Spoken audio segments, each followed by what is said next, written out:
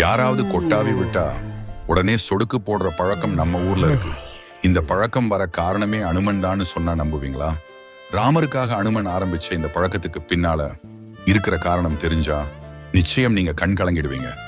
ஒரு நாள் ராமர் சபையில இருக்கும்போது யாரோ ஒருத்தர் கொட்டாவி விட்டா ஆயுசு குறையும், ஆனா உடனே சொடுக்கு போட்டா ஆயுசு கூடும்னு பேசிக்கிட்டு இருந்தாங்க. இதை அனுமன் கேட்டுட்டாரு. அவருக்கு பதற்றம் தொத்திக்கிச்சு. ஐயோ, என் ராமரோட ஆயுசு குறையவே கூடாதுன்னு முடிவு பண்ணாரு. அன்னைக்கு இருந்து ராமர் எப்போ வாயை திறந்தாலும் அனுமன் டப் டப்னு சொடுக்கு போட ஆரம்பிச்சாரு. ராமர் தூங்கும் போது கூட அவர் கொட்டாவி விட்டுருவாரோன்னு பயந்து விடிய விடிய முழிச்சுக்கிட்டு 2 கையையும் சொடுக்கு போட தயாரா வச்சுக்கிட்டே உட்கார்ந்திருப்பார்.